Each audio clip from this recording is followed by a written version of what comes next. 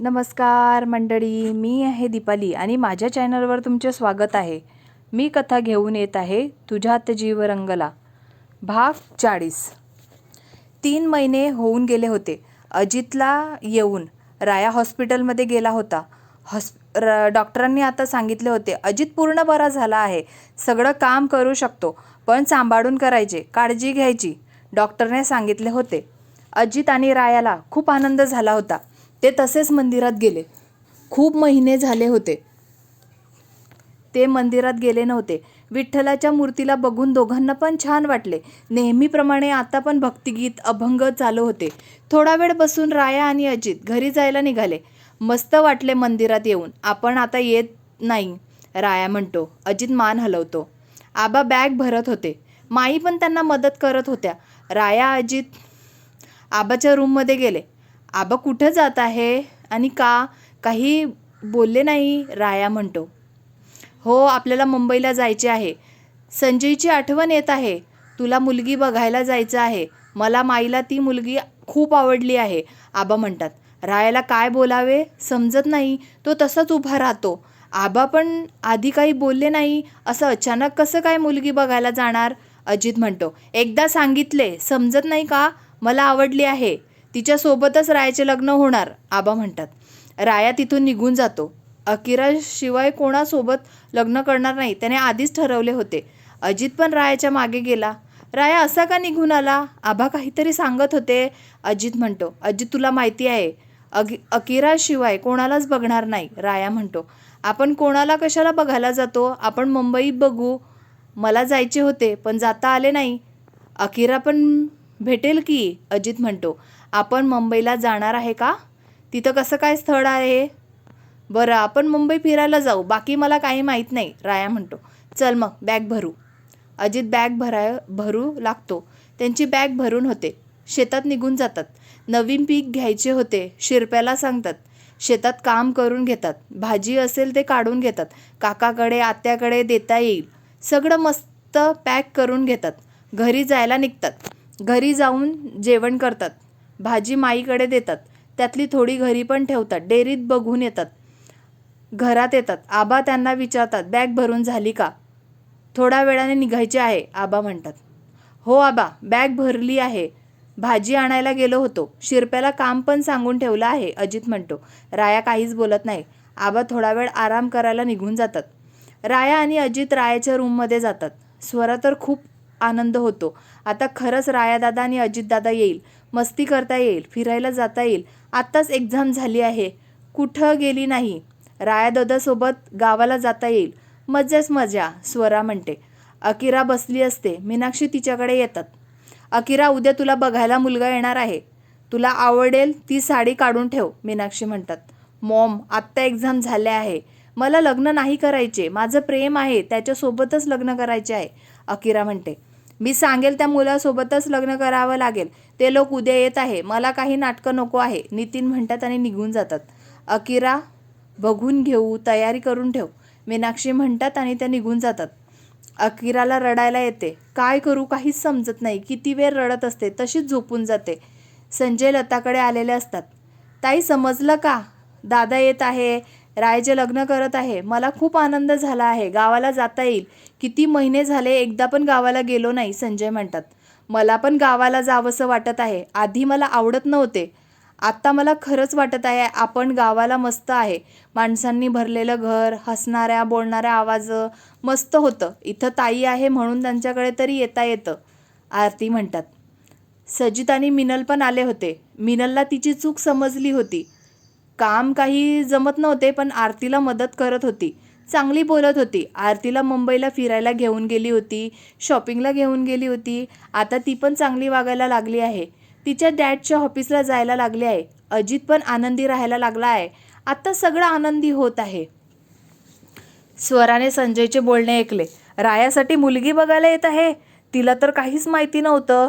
रायादादा पण आबासोबत काही बोलला नसेल. आता मी काय करू? अकिराला कॉल करू का? स्वरा म्हणते ना अकिराला कॉल लावते. अकिराने रागात फोन सायलेंटवर ठेवला होता आणि झोपून गेली होती. अकिराने खूप कॉल केले. अकिरा फोन का उचलत नाही आहे? अकिराला समजलं असेल का? सरा विचार करते. तिला पण काहीच समजलं नव्हतं. आता त्याला पण कॉल करू शकत नव्हते. ते निघाले असतील. ती विचार करत होती. राया काहीच बोलत नव्हता. खूप शांत झाला होता. डोळे बंद करून अकिराची आठवण काढत होता. त्याने तिला मेसेज केला होता. कुठं बघणार आणि रिप्लाय देणार? ती तर झोपली होती. अजितला त्याच्याकडे असं बघवत नव्हतं. आबा असं का करत आहे? आबा कधीच असं करणार नाही. आता का असं? अजित विचार करत होता. आबांना पण वाटत होतं सांगून द्यावं. उद्या त्यांच्या चेहऱ्यावरचा आनंद राहील. थोडी मजा केली तर चालते, आबा म्हणतात. माईला तर काहीच माहिती नव्हतं.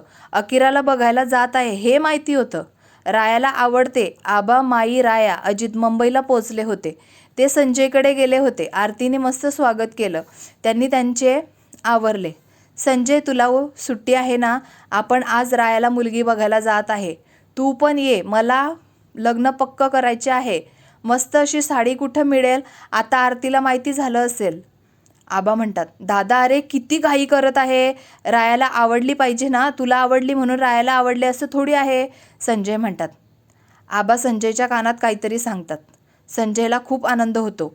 सगळ्यांचे आवरून होते. आरती, मिनल मिळून नाश्ता बनवला असतो. सजित पण घरीच असतो. मस्त चहा नाश्ता करतात. आबांना कॉल येतो. तुम्ही किती वाजता येणार आहे? आम्ही थोड्या वेळात निघू. आमचं सगळं झालं आहे, आबा म्हणतात आणि कॉल कट करतात. त्यांचा कॉल होऊन गेला. आरती आवरून घे. आल्यावर ते किचन आवर. मिनल, तुला जेवण बनवता येणार नाही तर राहू दे. आपण आल्यावर बघू, आबा म्हणतात. मिनल विचार करत होती. उगाच त्यांचा राग केला. सगळे किती चांगले आहे. एकमेकांना समजून घेतात. मी चांगले नाही वागले तरी माझ्यासोबत चांगले वागत आहे. मिनल विचार करते. अकिरा तयार हो. ते लोक आले आहे. थोड्या वेळात येतील, मीनाक्षी म्हणतात. अकिराची इच्छा नसते तरी कशी तरी तयार होते. राया, आबा तुझे लग्न लावून सोडणार. सगळी तयारी करत आहे. साडी पण घेतली, अजित म्हणतो. अज्जा, आधीच माझा मूड नाही आहे. आबांना मी काही बोलू शकत नाही आहे. तू माझे डोकं खाऊ नको. गप्प बस, राया म्हणतो. तुझं डोकं मी कसं खाणार? ते काय खायची गोष्ट आहे का? अजित म्हणतो. रायाने अजितकडे असे बघितले की अजित पुढे काही बोललाच नाही. आबा, मला तरी त्या पोरीचा फोटो दाखवा. तुम्ही रायाला किती त्रास देणार? अजित म्हणतो. अजित, आता समोर बघ. जास्त बोलू नको. घर आले आहे. तिथं पण जास्त बोलू नको. रायापासून दूर बस, आबा म्हणतात. अजित काही बोलत नाही. रायाला त्या मुलीला बघायचे नसते, पण घर आले. सगळे गाडीतून उतरले. डोरबेल वाजली. नोकराने दरवाजा उघडला. अजित आणि राया तर बघत होते. मोठं घर आहे. किती छान ठेवलं आहे. महागड्या वस्तू आहे. किती श्रीमंत आहे. ते का त्यांची मुलगी आम्हाला देत आहे? त्यांना बसायला सांगितले. नितीन आले. राया आणि अजित तर त्यांच्याकडेच बघत राहिले. म्हणजे मी अकिराला बघायला आलो आहे. रायाचा चेहरा खुलला. अजितला पण छान वाटले. आबा दोघांमध्ये बसले होते. आबा, काल सांगितले असते तर किती त्रास झाला. तुझ्या चेहऱ्यावर हा आनंद नाही बघू शकलो असतो. आता बघ, तिला पण माहिती नाही आहे. आता अजून मजा येणार, आबा म्हणतात. आबा, तुमचं का आहे ना? मला वाटले आहे आमचे आबा बदलले, अजित म्हणतो. तुम्ही दोघं पण गप्प बसा आता. आपण घरी गेल्यावर बोलू, आबा म्हणतात. दोघं पण गप्प बसतात. मीनाक्षी पण येतात. नोकरांना पाणी आणायला सांगतात. माई आणि आरतीसोबत बोलत बसतात. नितीन, आबा, संजय सोबत बोलत होते. मीनाक्षी, अकिराला घेऊन ये, नितीन म्हणतात. अकिरा तयार होऊन बसली होती. चेहरा पूर्ण उतरला होता. डोळे खोल गेले होते. अशीच बसली होती. अकिरा, झाले का? अकिरा, चेहऱ्यावर स्माईल ठेव. त्या मुलासमोर अशी जाणार का? त्याला काय वाटेल? मीनाक्षी म्हणतात. मॉम, मला विचारचे तरी. तुम्ही ठरवून मोकळे झाले. अकिरा नाराज होत म्हणते. मुलाला बघितलं ना तर तू पण खूप खुश होशील, मीनाक्षी म्हणतात. अकिरा काही बोलत नाही. बाहेर येते. तिला किचनमधून चहा आणायला सांगतात. ती चहाचा ट्रे घेऊन बाहेर येते. तिला साडी आणि हातात ट्रे जमत नाही होतं तरी ती करत चालत होती. नितीन उभे राहिले. तिच्या हातातला ट्रे घेतला. अकिराने वर न बघता त्यांना नमस्कार केला. ती चहा देण्यासाठी समोर बघितलं. आबा होते. शेजारी राया आणि आबा होते. ती बघतच राहिली. तिने कसं तरी आबांना चहा दिला. राया आणि अजित संजयला दिला. माई आणि आरतीला पण दिला. नितीनने तिला बसायला सांगितले. तिने रायाकडे रागात पाहिले. हे नितीनने पाहिले. नितीन अकिराला बोलले, त्यांना पण माहिती नाही होतं. असं रागात बघू नको, बिचारा घाबरून जाईल. अजून लग्न व्हायचं आहे, नितीन म्हणतात. डॅड, तुम्ही पण मला त्रास दिला आहे, अकिरा म्हणते. तू गेल्यावर आम्हाला ह्या आठवणी राहणार. नितीन म्हणतात. अकिराच्या डोळ्यात पाणी येतं. डॅड, असं काही नाही, तुम्ही मला भेटायला येणार ना, मग असं का बोलतात? अकिरा म्हणते. आम्हाला पण बोलू द्या, तुम्हीच बोलत आहे, आबा म्हणतात. बोला ना, नितीन म्हणतात. काय मग अकिरा, आमचा राया तुला चालेल ना, आबा म्हणतात. अकिरा मस्त लाजते. माई आणि आरती अकिराजवळ जातात. आमच्याकडे पाहुणे म्हणून आली, आमचीच झाली, आता लवकर नवरी बनून ये, माई म्हणतात. आरतीला पण खूप आनंद झाला होता. 3 महिन्यात त्यांना पण अकिरा आवडायला लागली होती. माईने अकिराला हळद कुंकू मागितले. त्या लगेच घेऊन आल्या. माईने अकिराला हळद कुंकू लावले. तिची ओटी भरली. आरतीने आधी ओटी आणली होती, ती भरली. अकिराने त्यांच्या पाया पडल्या. ओटी तले मीनाक्षीकडे दिले. आता एकटी नाही नमस्कार करायचा, जोडीने नमस्कार करायचा, संजय म्हणतात. राया पण उठतो. मोठ्यांचा आशीर्वाद घेतात. अकिरा जा, तुझी रूम दाखव, नितीन म्हणतात. राया आणि अकिरा त्यांच्या रूममध्ये जातात. अकिरा दरवाजा बंद करते. रायाला मिठी मारते आणि रडायला लागते. तुम्ही नसता तर माझे काय झाले असते, अकिरा म्हणते. रायाचे पण काही वेगळी अवस्था नव्हती. रायाचे रडणे बघून त्याला पण रडायला आले. मला पण सांगितले नव्हते. माई आणि काकीने तर साडी पण घेतली. आबा म्हणत होते पक्क करून येऊ. मला मुलगी आवडली आहे. मला काहीच समजलं नव्हतं. तुझ्या डॅडला बघितलं तेव्हा मला समजलं तुलाच बघायला आले आहे, राया म्हणतो. मला काहीच समजले नव्हते. खूप रडले. जेवण पण केले नव्हते. कोणाचे कॉल मेसेज बघितले नव्हते. स्वराचे 50 वरती मेसेज आहे. तुमचे आहे. तुम्हाला काय बोलणार होती, अकिरा म्हणते. आता ते जाऊ दे. आता लवकर लग्न करून तुला घेऊन जाईल. आपल्या पोरांना सांगायला मजा येईल. तुमच्या आजोबांनी आमचे लग्न कसे जमवले, राया म्हणतो. तुमचं काही पण असते. कुठं पोचले, अकिरा लाजट म्हणते. अगं खरं आहे. आता आपल्यासमोर झालं आहे ना, राया म्हणतो. अकिरा बोलणार की मीनाक्षी बोलायला आल्या. दोघं मीनाक्षी बरोबर निघून गेले. पुढील भागात. आत्ता सगळं मस्त होतंय. आता धमाल. रायाचे लग्न होणार. अजून काय काय होणार, गावात की मुंबईत होणार? तुम्हाला काय वाटते, मुंबईत की गावात झाले पाहिजे? तुम्हाला कुठं झालेलं आवडेल? समीक्षाकडून कळवा. एकत्र रहा.